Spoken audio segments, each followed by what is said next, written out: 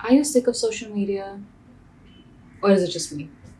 Is it just ah because I'm sick of it. I'm at a point where, old people get and they think of the good old days. That's me. That's me before social media. And I miss it. I can see some of the pros of social media, but I'm completely engulfed by the cons, and I don't like it. I don't like the hold it has on me. I don't like how it's percolated in almost every aspect of my life, and that's just not how I want to live.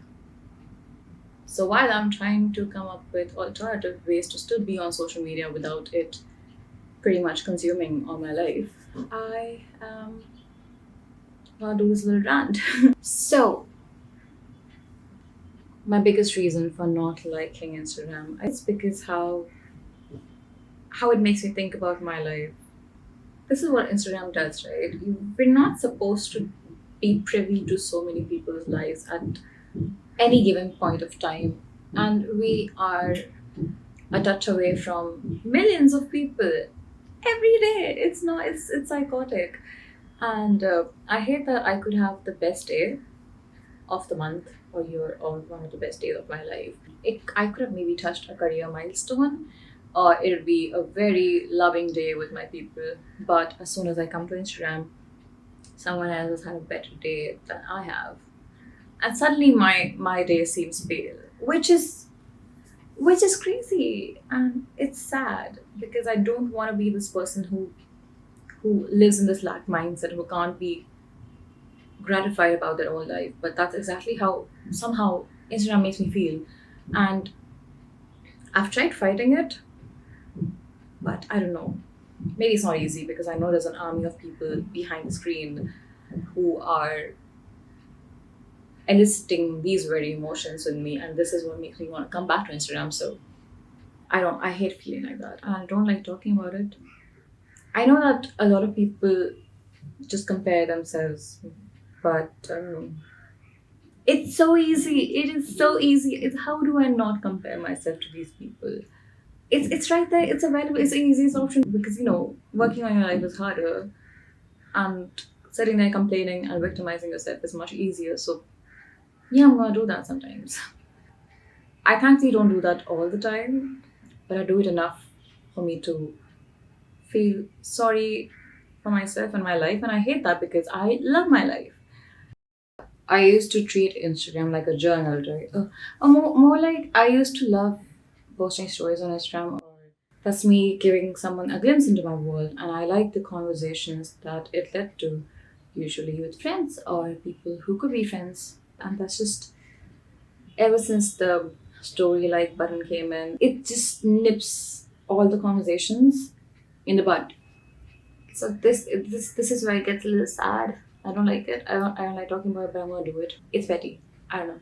I don't want to invalidate my own feelings. I'm just gonna go out and say it. But every time I wouldn't get a response to my stories, or I would not get the response I wanted.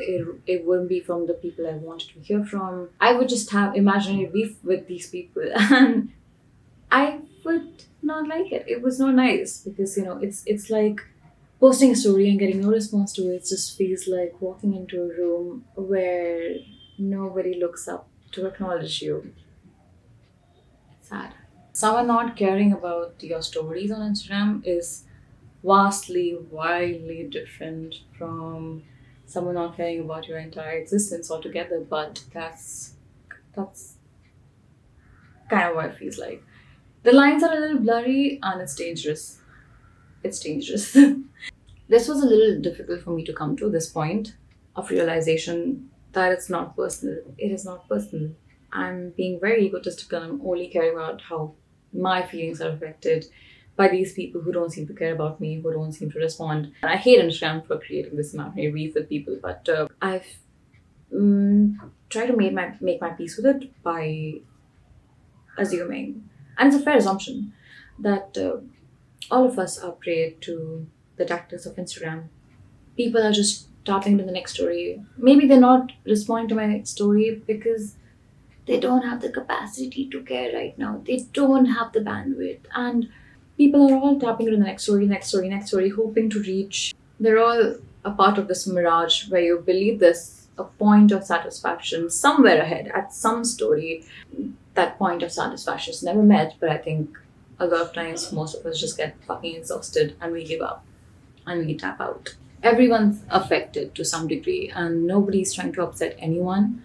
It's just a byproduct of us claiming our own time, our own emotions, trying to just like get some semblance of control over it. Because obviously there's a team of people, there's an army of people sitting behind your screens. They're trying to keep you addicted to it, trying to just incite your fear of missing out and get you to stay on it in case you in case you miss the 10th story this person has posted from their wonderful vacation.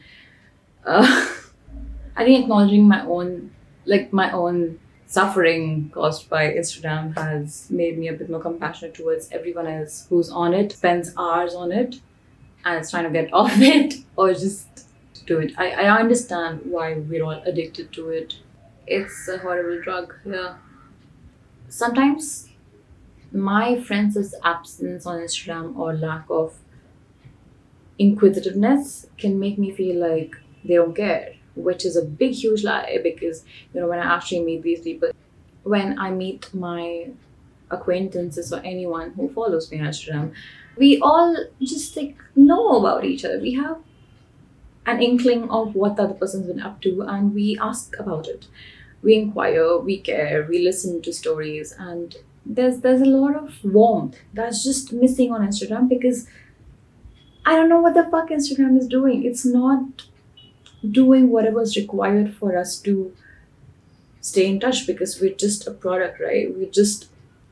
We are what they're selling to advertisers. We and our attention, our fucking life, and we're all just fucking prey to this. We are all victims here. I know that's a heavy word to use, but that's exactly how it feels. So yeah, it's just we are a simulation of the world. It doesn't represent the real world. It looks like it sometimes feels like it, but it is not it. This fucking stupid virtual world affects my feelings in the real world, and I feel like that's a lost game. There is no way I can beat. I mean, unless I have this unbeatable, unshakable sense of worth, and I'm a hugely firmly secure person, which I'm not yet. I am not immune to Instagram. I am not immune to all the negativity it spews my way without even meaning to, or maybe it means to. As if it wasn't bad enough that I cared about my appearance here in the real world where people can look at me, see me, touch me, talk to me face to face, real people, then I'm now also caring about how I appear in this virtual world. I'm a puny little person worrying about two giant worlds, and that's a very heavy price to pay for being alive, for just wanting to do something that brings me joy. You know, I don't want to have to care about Instagram so much. But yeah, those are the hugest things. But thirdly, I realized this a few months ago and it was very sudden and it was very subtle. But I realized I don't feel like a real person anymore. I feel like a projection of everything that I see on Instagram.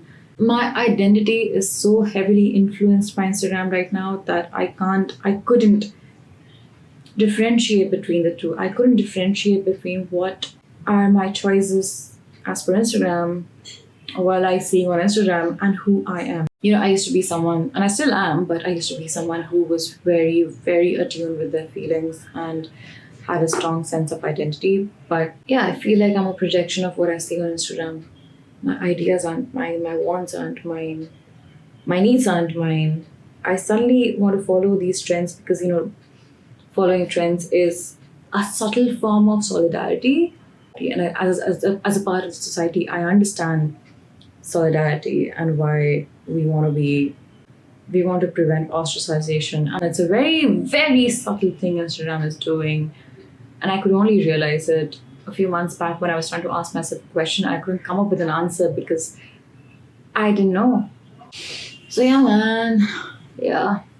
I think this year my agenda is to get off Instagram pretty much completely. I am not able to do it right now because my business is on Instagram, and most of my friendships are long distance. Almost all of them are long distance, so I needed to sometimes look at my friends' lives and make conversations based on it. But I'm trying to find ways around it too. So, at the very least, the best solution would be to somehow be on it but be detached.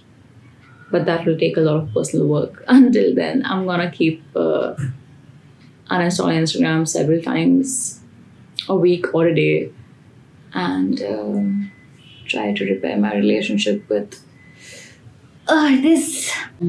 I think that's it. Life is beautiful outside of Instagram and outside of all these social media apps for the most part. So go make a beautiful life. See you later. Stop letting Instagram be an energy sucker.